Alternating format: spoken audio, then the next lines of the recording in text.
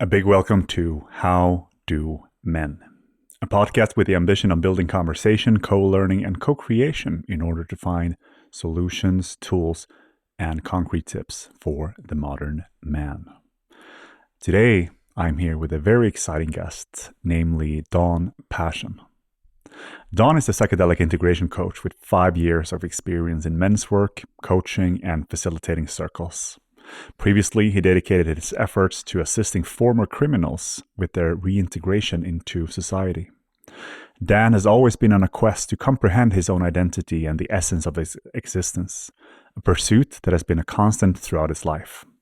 He's deeply fascinated by the exploration of human nature and our place in the universe. His exploratory journey has led into various parts of the world where he has drawn inspiration from diverse cultures and ideologies. Dan adopts a holistic view of healing, always seeking ways to expand his awareness and understanding. He endeavors to grasp the complexities of the human psyche, our emotional landscape, and our interactions with it. By actively contributing to and supporting his community, he finds purpose and connects with others on their own path of discovery. A big welcome, Don. Thank you, Fabian. Thank you, and thank you for that introduction. Wow, I'm blown away to just hear you talk about it. So thank you. Well, it's wonderful to in a short, brief sentence or a couple of sentences summarize what a person expresses or what a person would like to express. Usually, for many men, it's connected to what it is that we are doing in life and what we are here to contribute with. Yeah. But I find it very insightful and helpful to read these small bios. Yeah. But a big welcome, and I'm very excited about this subject. I mean, what we're going to be talking about today: psychedelics, psychedelic treatments, therapy. It feels like, I mean, a couple of years ago would have been considered controversial, maybe still is, but it feels like it's becoming more and more of a word on people's mouths, and it's spreading into mainstream media, and more and more clinical trials are being approved for testing. And even so, I heard now that Karolinska is introducing actual treatments of psilocybin for holistic, hospice patients. So before the last part of their lives before death. So I'm super curious to go there further with you. But as always, we begin somewhere else. We begin with the question, which is, what does being a man mean to you, Don? Yeah. What does being a man mean to me? It is a big question. And I was listening a bit to your other podcast episodes and listening to the other men share about what being a man means to them. And I think, like responsibility is something that comes up for me as well.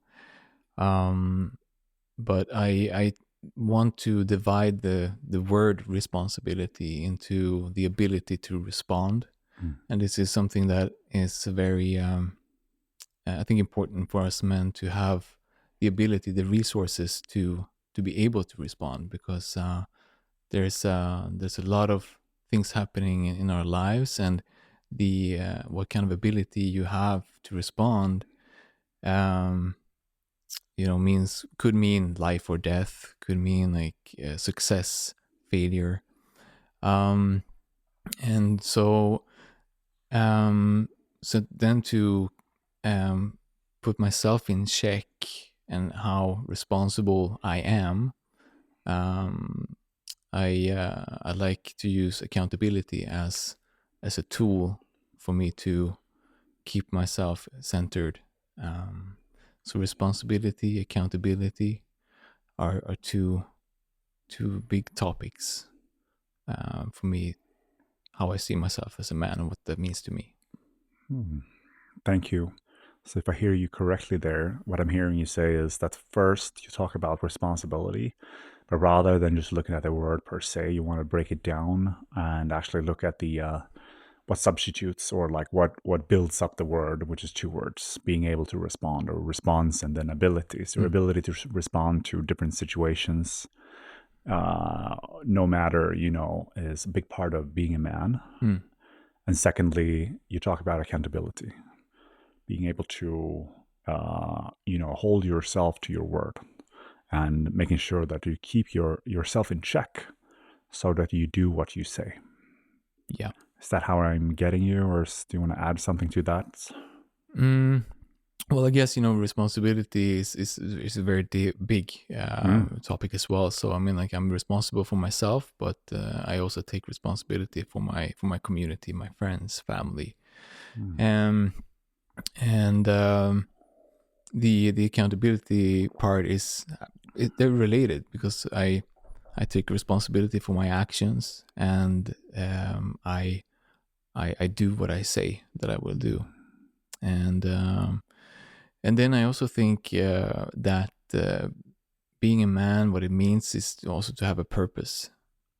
Finding a meaning, or finding a purpose, for me personally, has been very important, to dare to take those steps towards something that is purposeful for me, and that is obviously different for all of us, but to find the purpose is helping me to be a better version of myself. I like that. The last bit there, purpose, is something we haven't heard that much about so far in our different episodes, but something I find highly important, especially for men. And I think possibly because responsibility. I mean, I could definitely play the devil's advocate and ask, but what about women? Don't they have responsibility? Don't they have to take responsibility in the same way? And are they not required by life to adjust and respond to different situations? Whereas with purpose, I like where it went with Alexander, is that a woman has already one intrinsic purpose that she can always lean into, which is the birth process, or to give birth, to procreate, or not procreate, but to be the container for life. Whereas a man needs to find purpose. A man who just lies down and does nothing is useless to a tribe. So in a way, it feels like going out to find your purpose is something that is inherently, typically more a man quality. Would you say that's true, or? Yeah, I would agree with what you're saying. I think obviously you can find a purpose of in fatherhood, and then make that your purpose, to become a father and to raise a family. And then also taking into account the responsibility part of, like, being responsible for that family and provide. So that's and I think for many men that's one of the big purposes that they have, or that we feel inside, that I want to be a father. But it's I think it's greater than only the fatherhood side. It can be something else, and it's yeah, it's something special in that. Yeah. Totally agree there. And the fatherhood is possibly the biggest responsibility of them all, and possibly also the most important for us to be the best possible father we can be.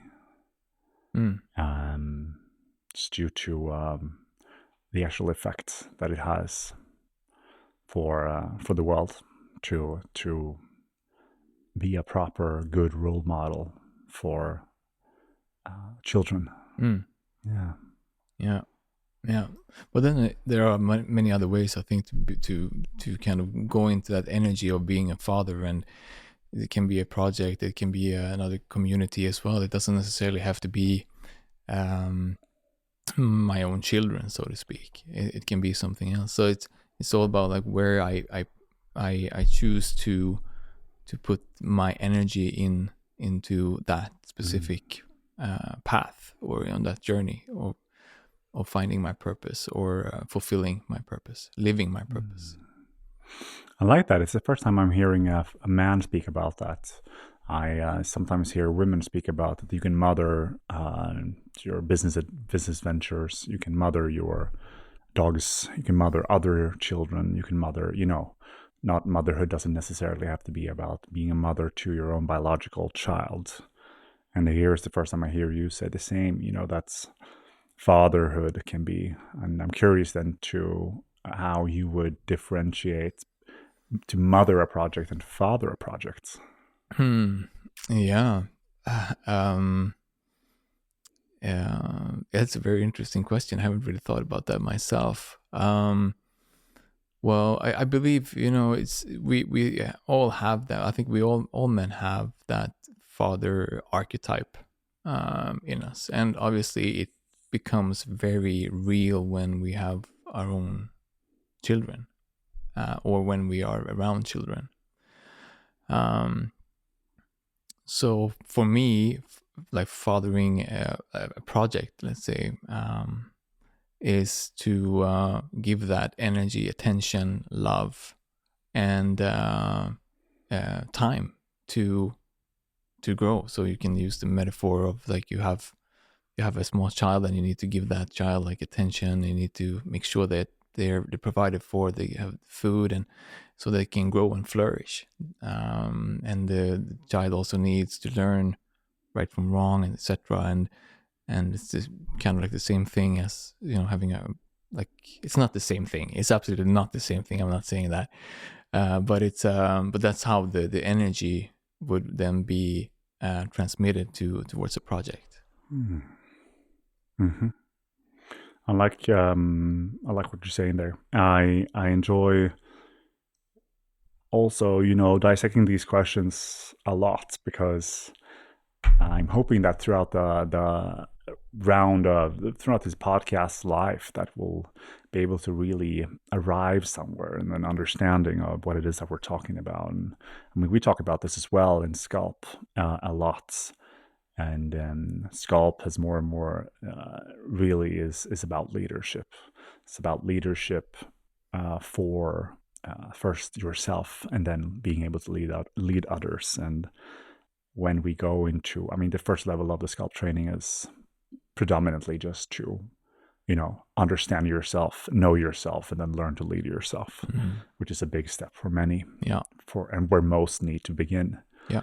And then the level 2 and level 3, we go into leading others, and we begin with receptive leadership, and level 3 is directive leadership, where receptive leadership we also call, I mean, the difference between facilitation and leadership, as we see, is it's usually made into a difference, and we call it receptive leadership as facilitating. It's actually being able to listen, see, and hear and understand a person, and also make a person feel seen and heard, which is ultimately a way for you to build trust and instill trust in your connection with another person.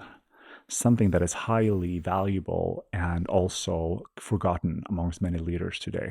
Many leaders think that you're supposed to be some kind of commander and just like go there, taking person from A to B,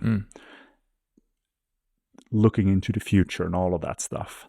Yet we like to begin with, and that's what we think about as directive leadership. This is where we're going. And if it comes to then coaching, it's like, inside of you, I see that this and this and this are things that you need to look at. That's more directive. Whereas the receptive can also be called feminine leadership, is making a person feel fully seen and heard and understood. Yeah. So we attribute that, and when you talked about mothering a project and fathering a project, I sort of came into those my mind went there. Mm. That maybe if you mother a project, you nurture the projects. Mm. You are there to not necessarily, you look at the here and the now. What does this project need at this very moment? And you work with what you have. Whereas fathering a project, there's another sense of like, okay, leadership. Like, where are we going? Where is this company going, for instance? What are the different steps?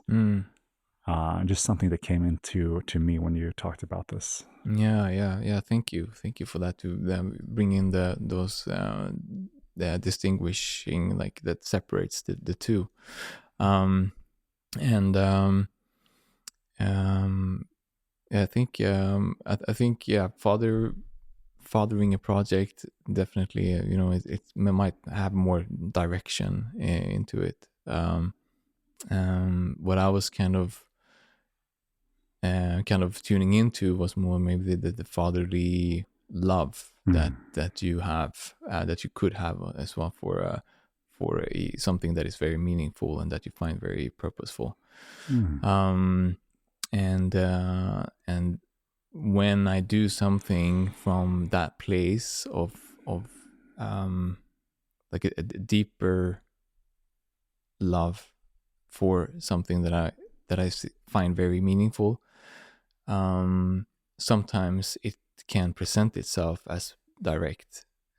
I find this very helpful in the work that I do with my clients as well. Like, sometimes you need to be direct, but it comes from a very deep place within me. And then sometimes you need to be very kind of receptive as well. But it's like, so now we're coming into the masculine and feminine parts here, and I think that for us as men, it's very important in as leaders as well, how we lead ourselves, but also lead others, to distinguish the two, maybe, but then also try to join the two in ourselves, so that there's no inner conflicts going on while we try to lead ourselves or lead others, because it's gonna show in one way or another. Completely, and bridging yourself first, bridging that. The inner conflict that we all, to certain degrees, experience within our own receptiveness and directness is the same conflict that resides out there in the world. So it's safe to say that all of us are, working with it. But I like what you're saying, that being aware is the first step, and also not, checking yourself. Yeah. What is actually going on? Yeah. Okay. So to summarize what I've heard so far, so being a man to you then means responsibility, being able to respond, which I guess we could also go down the road and say there's probably directive responsibility and receptive responsibility. And then accountability, making your word your gold standard, not only for others, but mostly and most importantly for yourself. Checking, what that you say, do you do what you say you're going to do? And that you live up to what you say you are and claim. And then we come into leadership, or sort of like via fatherhood, that can be actually purpose. That's where we started this conversation. So purpose can also be fatherhood. And you can also father other projects. And fatherhood for you means, or the way you think about it, it's just fatherly love. Yeah. Sums up very good. Yeah. Thank you for that. Yeah. Well, thank you for opening up. It's a highly interesting thing to over and over and over again talk about the same thing. What being a man means. Feels like I'm being filled with a lot of inspiration. Great. So am I. Yeah. Well, I'd love to gently move away from this conversation and into your field of work. Your work as a psychedelic integration coach with I don't know for how long you've been doing that, but I think a good way to get to know you better as well is to ask you, how did you arrive there? How did you arrive into being a psychedelic integration coach? Yeah. So many complex words in Yeah. psychedelic integration and coach Yeah. together. So Yeah. I'm sure there's a very interesting story there to understand more about. And I mean, I have, for the listeners, I also have experiences with psychedelic journeys, but I'll also be playing. I'll assume that some people don't know much about this, so I'll Yep. be playing that role and also asking a lot for us to really dissect this. Yeah. Sounds good. Yeah. So where do I start? Well, I can start with my journey with psychedelics, which started in 2015 when I had my first experience. And prior to that, I had been looking into documentaries about psychedelics and mostly ayahuasca, going to Peru, and I started doing that in 2008. So it took like 7 years until the medicine found me, or I found that medicine. And this is, I think, very important for me to is to say that when it comes to plant medicine, I call it medicine. So my schooling comes from very traditional shamanic school from the Shipibo natives in Peru. Can I come in with a question here also? Mhm. Just like you say, when the medicine found me, and it's something I hear a lot. So I just wonder, can you elaborate a bit on that? What does that mean, Ashley? Can a medicine find you, not the Yeah. other way around? So yeah. So what that means is that in these traditions, the plant has an intelligence. It has a consciousness, and when the time is ready for someone to meet that medicine, well, that's the right time.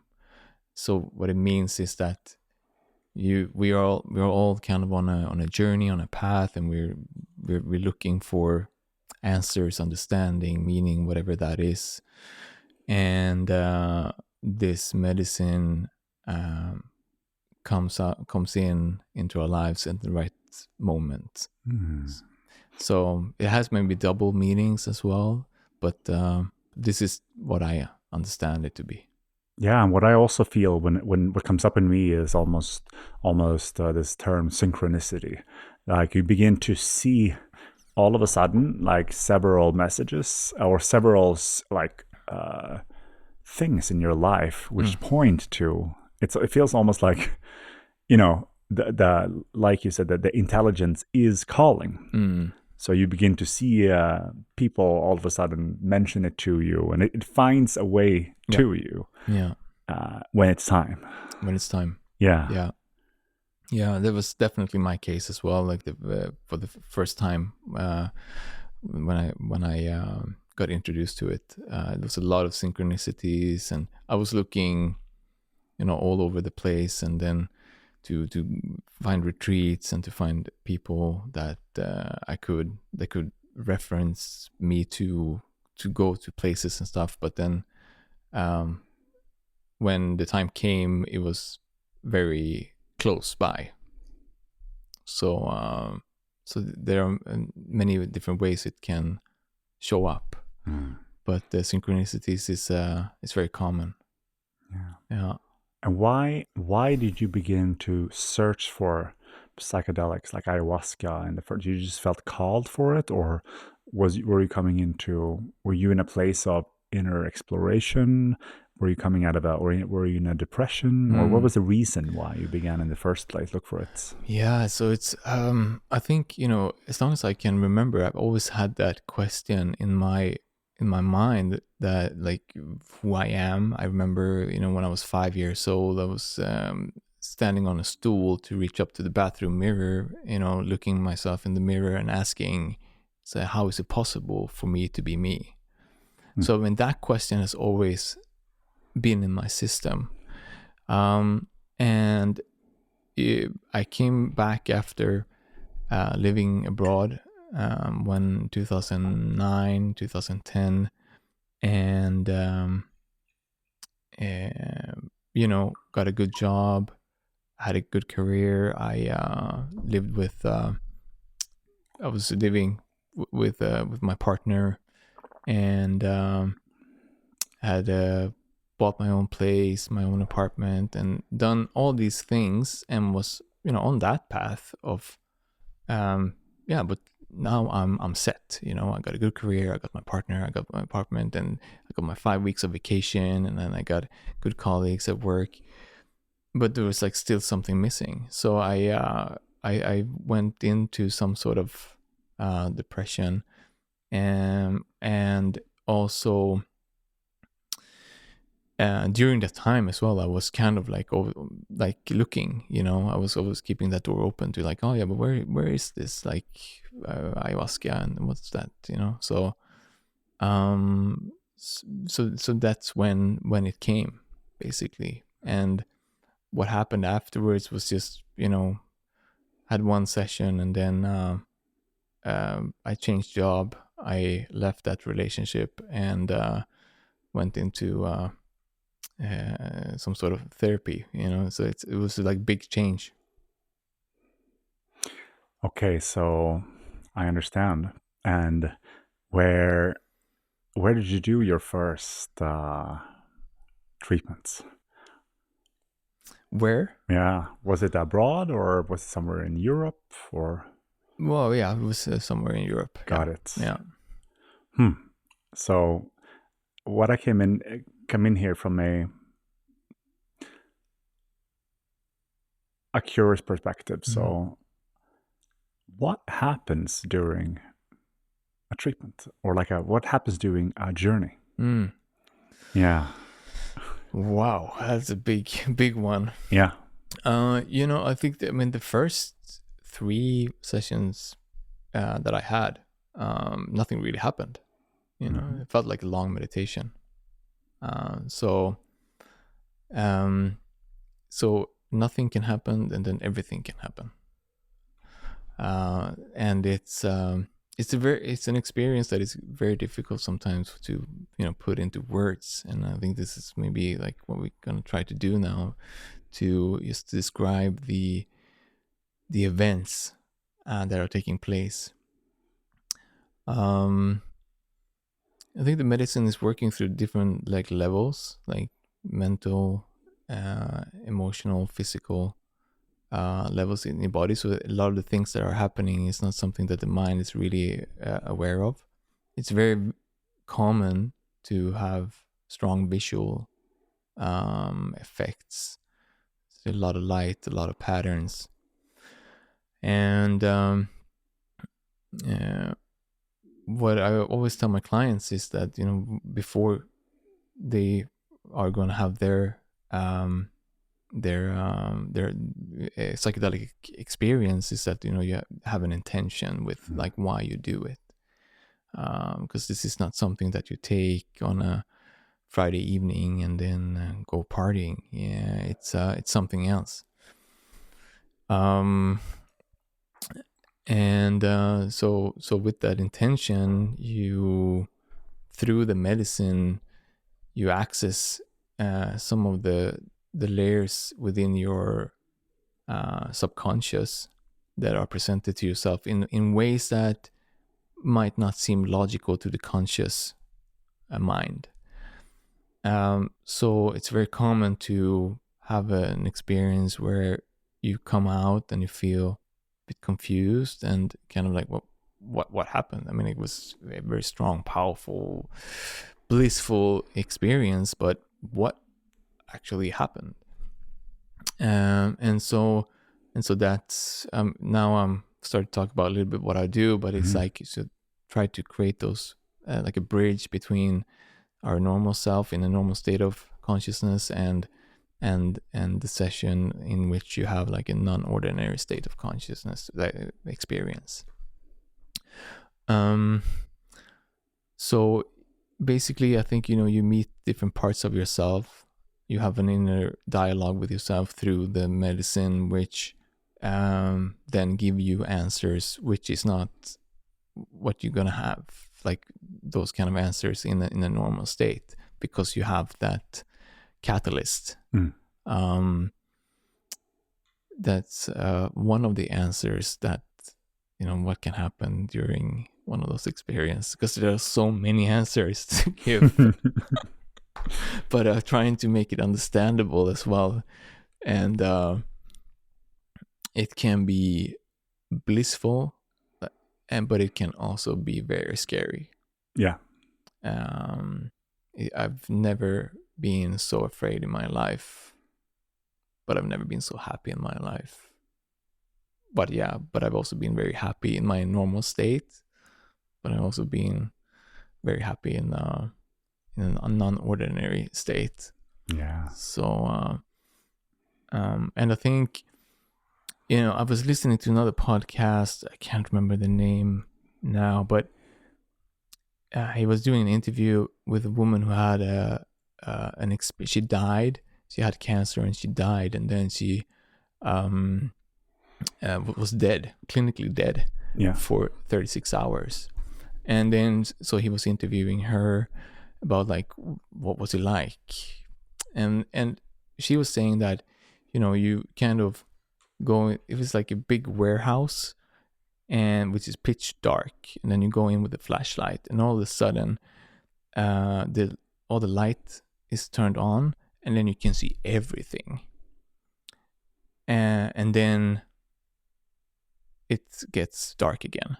So I kind of like that metaphor with psychedelics as well, because it's like you go in with a flashlight, and the flashlight is what we have in our normal life. Everything else is dark, we don't know. And then all of a sudden, when you on the medicine, everything gets light up, and you can, not always, but sometimes choose like to which box you want to go to and look, and that's the intention, right?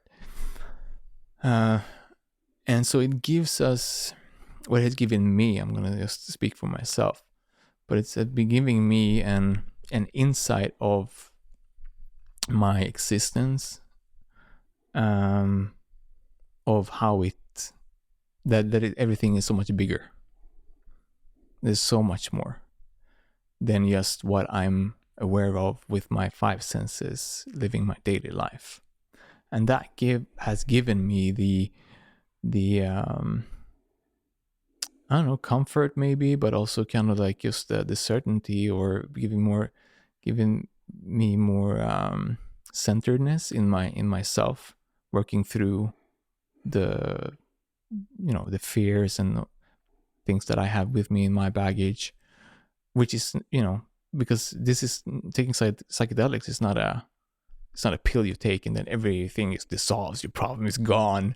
I mean, it's just on layers after layers, right? Yeah. So, but it's a tool that has helped. That is helping people, that I can see it as well. So not only me. No, not only you. And yeah, thank you for going in there and trying to explain what's ultimately quite hard to put words on, many of these experiences. And I fully with you there with peeling the layer of the onion. You begin somewhere, and every time, I think that's what I've experienced. Like in the beginning, I started saying like, oh shit, that was the most deep experience I've ever had. And then I came back and it's like, no, this was even more deep. And of course, I understand now that it will always be like that, because you fall deeper into yourself through those experiences, and you learn ultimately more. Sometimes it takes a long time to learn some things, but I really hear you there with also arriving at a sense of centeredness. To me personally, those experiences have also helped me to think and view life more as an adventure and a saga. where I begin to understand the natural, flows of life with more respect. And I treat my suffering and pain with more joy these days. And I wouldn't say excitement, but something in between excitement or, yeah, I mean, I don't, much less victimization these days, almost none. Yeah. Rather just like, okay, more learning to do, more pain to have. Yeah. Bring it. Yeah. Yeah. With this smile on your face, right? And yeah. and I mean, from a different place within you, right? I mean, Yeah. so it's like you're acting and acting from a different place within you. So because you relate to the emotions in a different way. And this is something that is also very important for us humans, I guess, to learn. Like, how do we relate to our emotions and not identify with them, because they're emotions, trapped energy in our bodies. And, when they show up, they are showing up because they want to tell us something. They want to be felt, not analyzed, not judged.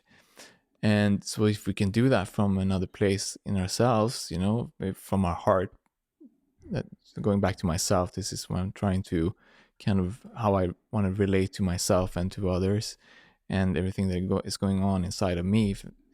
Like, give it love.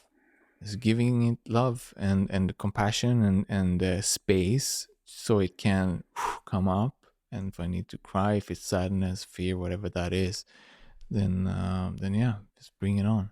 And then sometimes as well, the mind needs to also kind of get the understanding behind it, so the mind is present as well. Completely. And I think for many men as well, I mean, I'd love to, before we, I'd love to come back to, because I know you have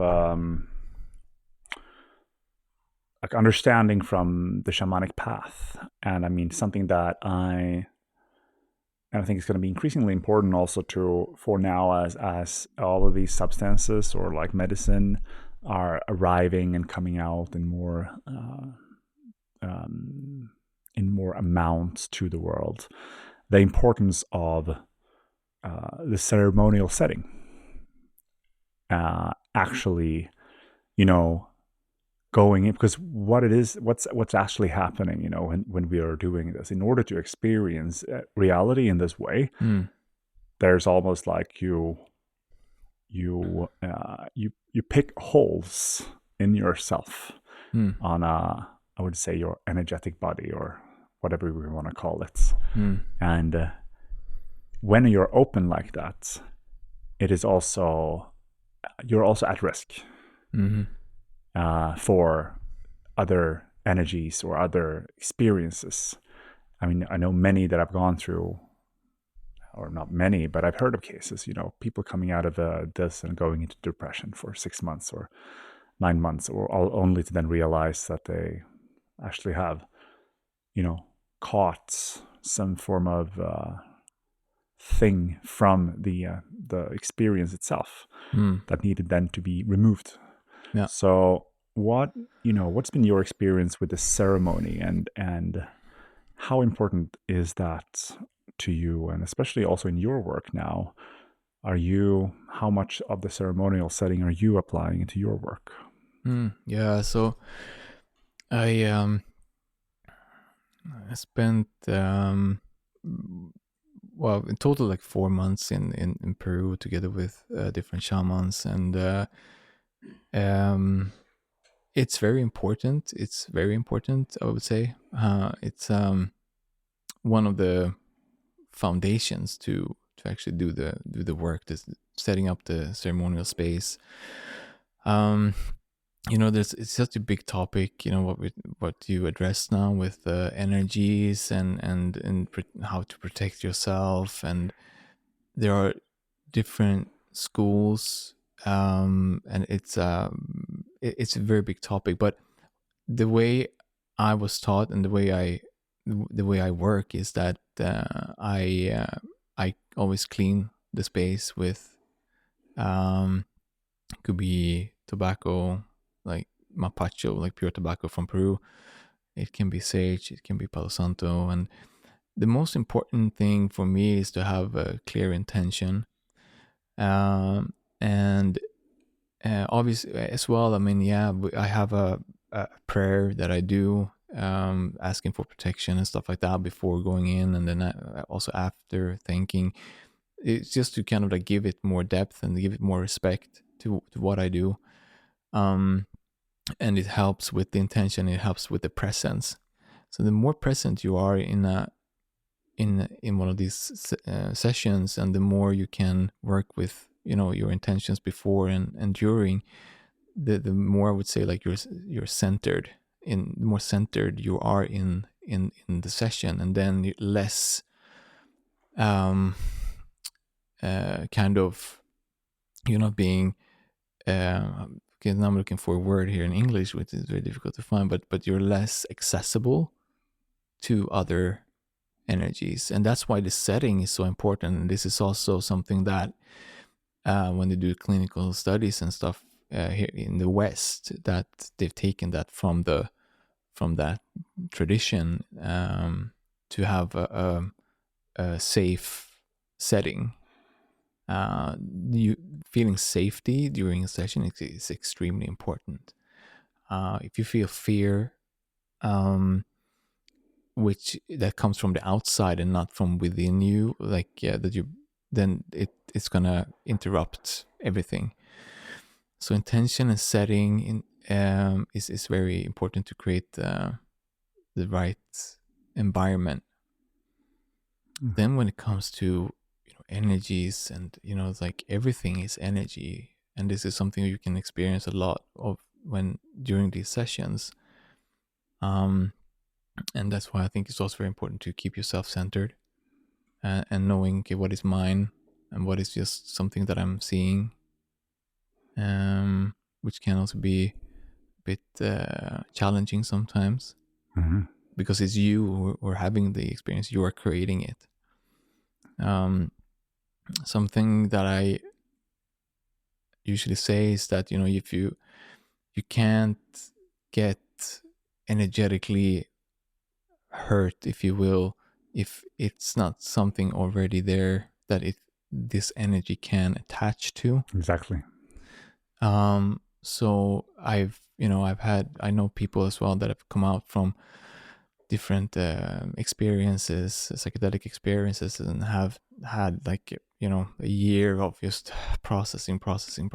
And sometimes these experiences can be so deep that it's like digging out so much that for the body and for the mind to hold can be overwhelming. And so this is also very important to know, like, where, when we talk about dosage and like the intention. And so it's tricky business, you know. This is not something to be played around with. You need to have that respect. And this is why I also said before, you know, this is not something that you go and do on a Friday evening and then go partying. Obviously, I'm, you know, for the people that want to do that, do it, you know. But when it comes to the plants, then this is not something that I personally would do. Thank you there for clarifying the need, and especially with the energies, you know, and I like what you said there about not ultimately you can attract. I mean, depending on your own state when you go into this as well, is you know, you're more or less vulnerable to attracting different sort of energies to yourself. But I think also the importance of whoever holds the space there, because they also have a role in a ceremonial setting to actually guard and protect at the same time. Yeah. At least from my many of those experiences that I've had, there's been you know, clear you know, a few, like sometimes 1, 2, or 5 or 6 people with the group of 10, who are there in their experience, there to help the others. And just to be able to see and witness them. Sometimes they go up and they go to someone and they stay there for a while and do some things. Yeah. They feel that something is approaching, and therein, I believe, also he'll play important parts in the future as well. I'm sure that the more people who will want to go into this sort of treatment, well, the more people will be needing to learn also how to create those spaces in a solid way. And it's not enough to put on a cool South American song list on Spotify and just pass the medicine and then just lay back, because I think there in those moments, it can go a bit wrong. Yeah. As well. Yeah, for sure.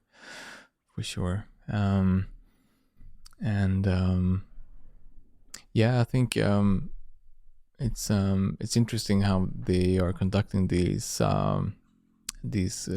clinical studies, because I know that they always have two sitters, like two therapists sitting with the person who's in the research or like in the study, and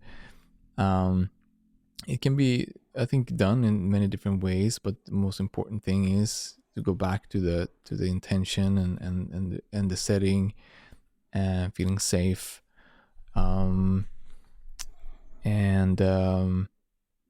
it's knowing that, it's also energy work. It's not only emotional and mental work that we do. It's in an energetic level as well. And this is something that I think, the people in these people, for example, the shamans in South America, this is what they do. It's the energy that they're working with. Yeah. I hear is that to actually have it to drink on your own is not always the case in many traditions. It's actually in many traditions there was just a shaman who actually consumed and then performed. There was their way. There was their medicine work. There was their way of healing people. Yeah. To connect with that medicine and then go on an exploration journey into another person to see different illnesses and other things that needed to come up. Yeah. And I hear, I'm not sure if that's correct, but I hear it's a Western thing to, drink the medicine yourself so that you also have an experience. Yeah, I've heard the exact same story, and this is what they told me in Peru, that before, is going back, 50 years, there was only the shaman drinking. Yeah. And so the medicine would show the shaman, like, these are the plants that this individual need to take, to drink, or to ingest in some way to heal. And I don't know exactly what year it started, but it's a very Western way of doing things. And but what we can say is that plant medicine there's a lot of research being done, and they can also find results, and that it can be very beneficial as well. So very promising. I'm going to follow my curiosity here. I have two things I want to talk about. First, I realized we never really fully specified your work. Like, what is it that you actually do, and how I come to you, what happens? And then secondly, especially for people that have not explored themselves, there are many different sorts of plant medicine or medicine, right? Yeah. Ayahuasca, psilocybin, or like mushrooms, LSD, which is like a synthesized mushroom, and mescalines, San Pedro, peyote, iboga, and what is all of those? what do you work with, and or like what's your experience with all of this? Yeah. So basically, um, someone who have recently had or are planning to have a psychedelic experience come to me and say that, you know what, I need to integrate, or I would like to have somebody supporting me on my journey to so that I can integrate this experience. Um, so it's all about the conversation, the dialogue, and to find a way to understand the experience that they've had. Yeah. Um, and it starts with so basically, like the people that have already had an experience, we need to start kind of like going back to like what happened before. It's like, what was the intention, Yeah. and then what happened during, and what is it that you can work with, like in terms of like how to change whatever it is you need to change, or how to look at whatever it is that you want to look at, so that you can take steps forward in becoming a better version of yourself. Because I find that integration, it hasn't been in the past so looked upon so much. It's more about the experience. So I find that many people have an experience, or they want to have an experience, but they don't look at, well, what's going to happen afterwards. So why are you doing it? Is it just to have a high, or is it actually that you want to look at something in yourself and to overcome, or to understand, or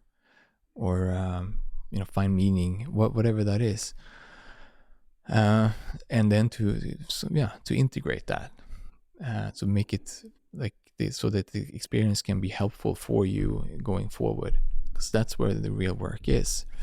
And so basically for me, it's like the people that come to me have had a psychedelic experience of some sort, and it can be psilocybin, it can be ayahuasca, it can be any type of psychedelic experience, or a non-ordinary state. Do you notice difference between the experiences based on the people that you meet? And also, does someone come before, or is it always after? And who's a typical client? Or what's a typical persona that comes to you? That was like 3 questions now. Yeah. So which one should I start with? No, it's any. There's no specific type. I would say. As I think the age-wise, I think most of them are like between 25 and 40, maybe. As men and women, maybe 45. Yeah.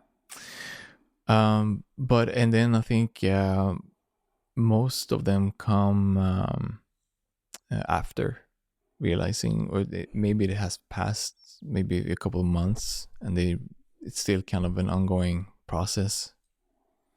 But I have some clients that also come beforehand. What was the third question? I think I answered the second or third, or the first was about if there's a difference based on which medicine they have taken. Or is it just case by case?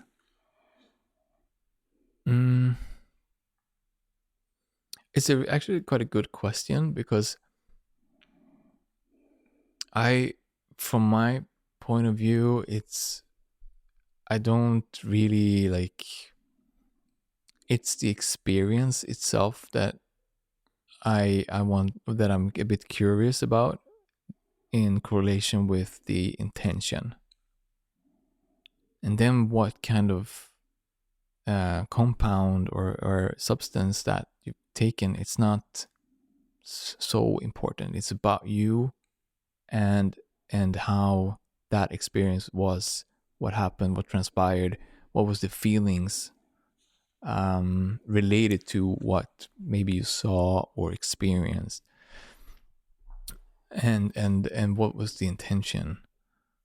So trying to build that, and obviously like how you feel today. So that's what's important for me. Yeah. Yeah, I can imagine that's ultimately, it sounds almost like a case by case. And I mean, Yeah. the actual, yeah. Yeah.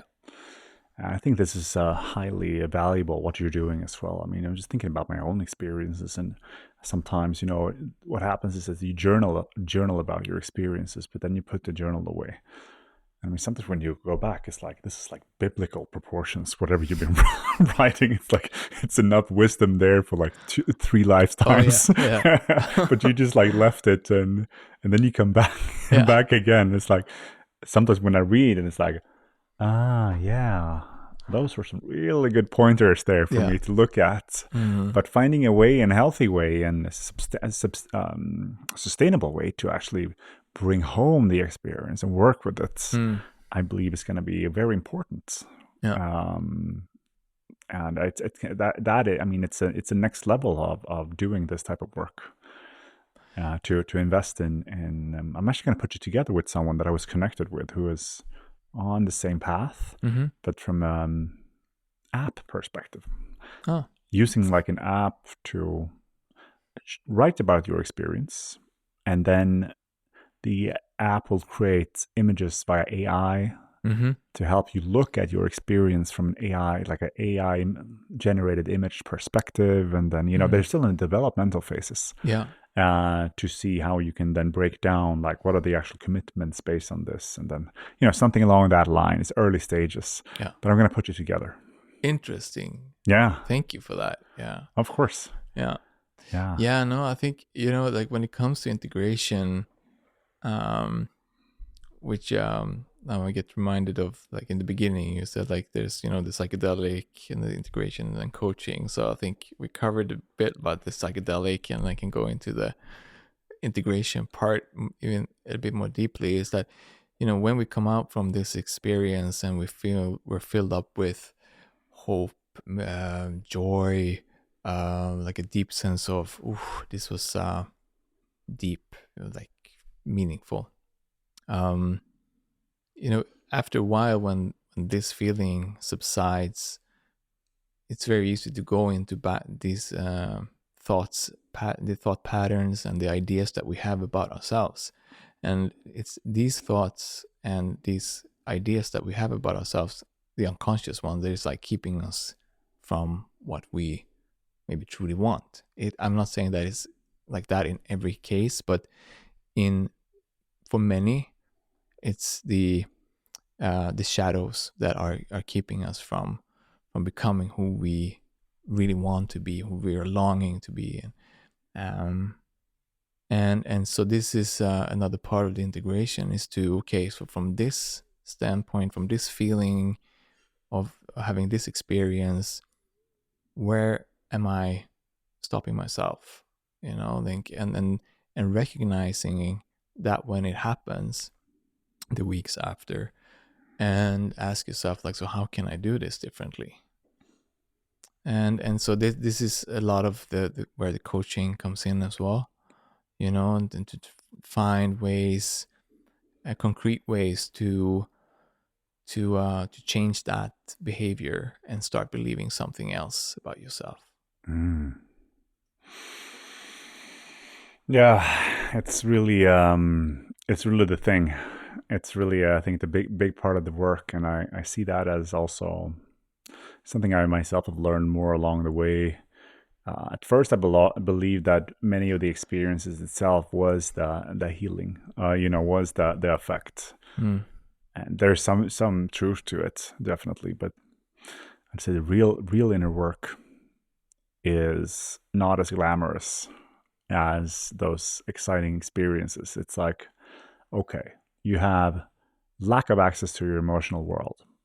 Okay, typical male journey to begin with. Okay, the work does not, you don't do the work by just having a couple of explosive experiences.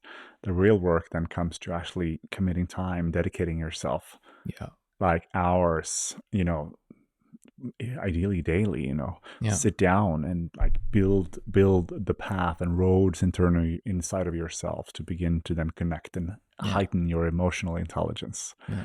That is not glamorous. It's not even fun. Nowhere near fun. It's like, it sucks. And that's why you don't do it. That's why Yeah. you think, oh, I'm going to have another round of ayahuasca. Yeah. Or I'm going to go to another retreat Yeah. somewhere.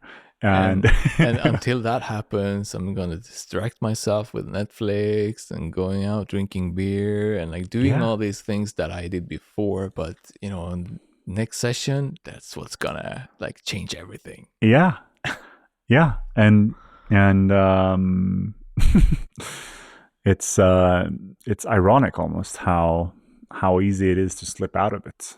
You don't even know. Yeah. And then and it's often also the sense of like the same messages. Many of the same messages are communicated by the plants and those energies, the intelligence, every time. It's Every like time. some of these messages I've heard now many times over. Yeah.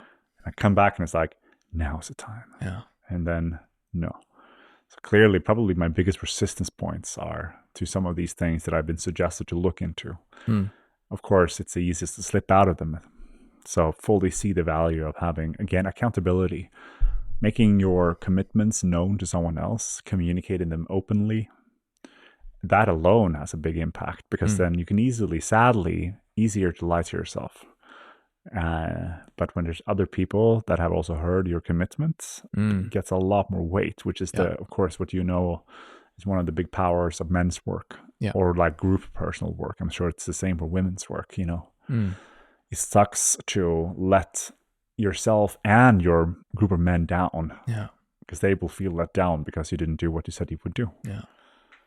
But it's like we need each other. We need each other to do this work, because we are doing it alone is it's very difficult. It's hard. It's hard as it is, so we need that support. We need to hold ourselves and each other accountable. Yeah, but in a gentle way sometimes as well.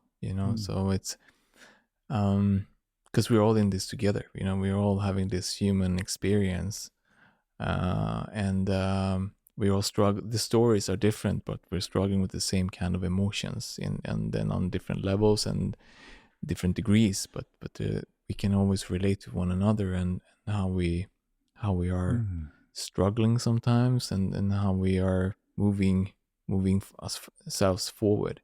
But it's the how are we moving ourselves forward, and this is where we can keep ourselves and give ourselves support. So yeah, totally agreed. And on the topic of forward, I mean, what's your plan ahead?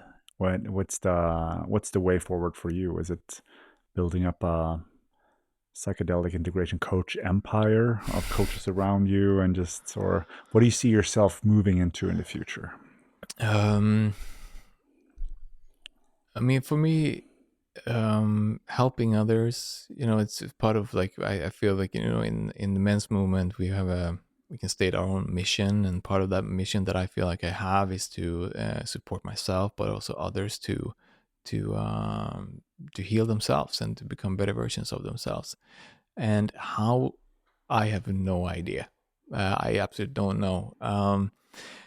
But I know, but what I do know is that I want to continue doing it to help other people in where they are, and to kind of start moving and becoming a better version of themselves.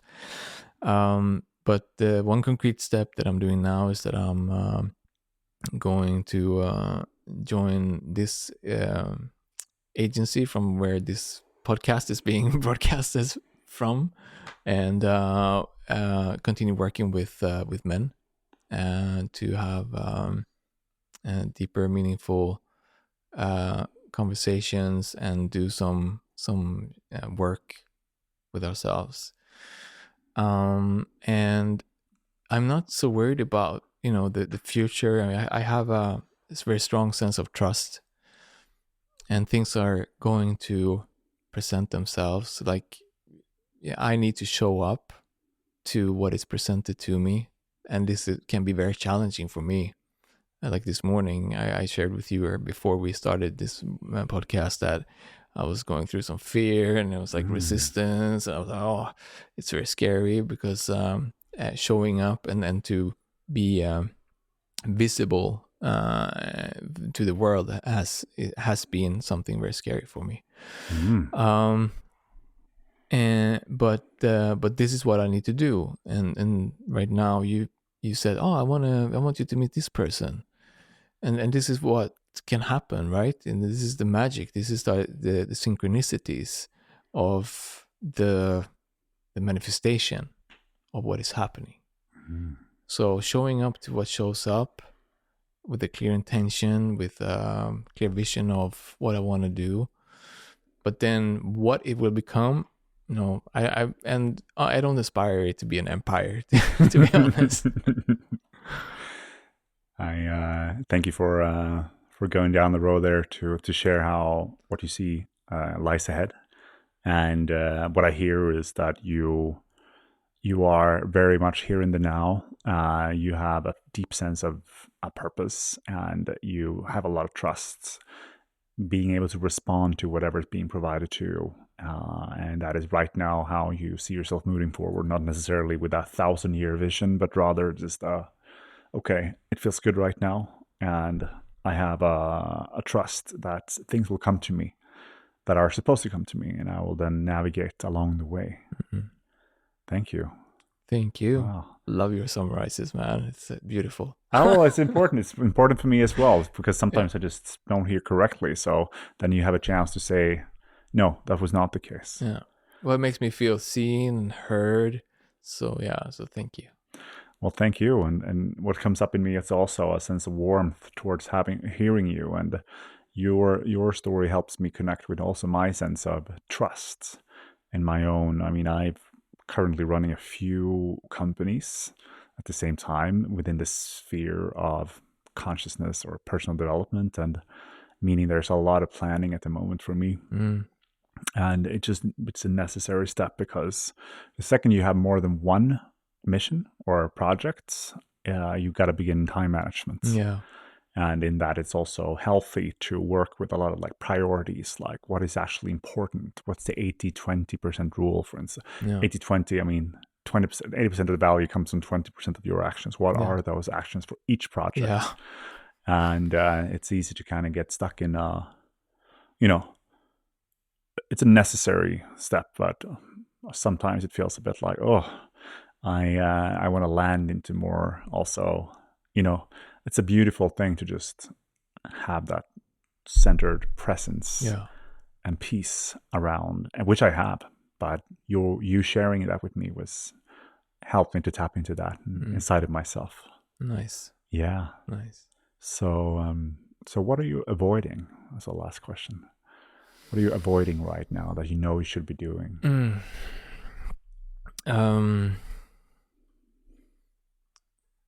Well, up until now, I have been, I guess, maybe taking concrete steps to reach more other people or reach more clients, maybe. I don't know. And I felt like this winter I've been like going through like this long kind of just hibernation, and then now I'm like waking up, and I got invited to come here, and it's like, wow, okay, so now I'm making concrete steps, I think. What am I avoiding? Well, internally, I think I'm avoiding I think I feel I need to look at my relationships with success and abundance, and I have avoided that. And so this is the next big deep dive into the abyss. I could see the story behind it. Growing up with my dad, we didn't have so much during a period of time, and success was never something we talked about at all. It was more having a 9 to 5 job that was success. So I'm slowly also kind of reshaping that relationship, but there's something I need to look at more deeply for sure. But I have been avoiding it, and I'm still avoiding it. So yeah. Good that you bring that in. Thank you for bringing that in. Also, it's brave, courageous of you to go out there and actually say what you're avoiding, because we're always avoiding something, and that is a beautiful one to bring in. Our relationship to money, success, sense of feeling, living in scarcity mindsets or abundance. What does that even mean? Where does it come from? Typically, our parents have had a fear of lack and a lot of limiting beliefs around those areas, which just translates into codes into you that hinders you from achieving your full potential. And I mean, these are things, Joel, you're in the Sculpt training. These are some things as well that we're looking deeply into. And you know, what is my relationship to money? And also, what does freedom mean to me? Or why do I need money? And how much money do I need? And how important is it? Some might need this, and others might need billions because they want to create so much impact in the world, you know, and then tapping into that, you know, what is our different calling. And it's very exciting. It's such a potent and loaded topic to go into, especially in this country where we're not allowed to talk about it. It's so weird how it affects the whole world so much. We live in a monetary system, so it should be something that everybody helps each other with. Like, check this investment or this thing, or can I teach you how to do this and this? Yet we created a system where we're not allowed to talk about it. So we live in so many blind spots there as well, where it could be, should be, I guess, I believe, one of the a priority for people to learn more about. Sure. Well, it's been such an honor to have you here. I really enjoyed the conversation. Feels like we went pretty far into, I mean, dissecting, definitely not dissecting psychedelics. It's that's many more episodes to go down the road there. We'll probably come back to it many times over in this podcast, but it feels like a good first step. And also going into integration coaching. What does that mean? And how that is possibly the most, or one of the biggest aspects of doing this over work with psychedelics that is often forgotten. Because you look for the experience and the coolness of it, and less the dirty work, which is the real stuff. And yeah, also excited to follow you into the future with whatever's going on there. I'm going to get you the integration or the introduction to this person, and hope to see you soon many times over. Wow. Thank you, Fabian, for having me, for inviting me, and thank you for listening and for the questions.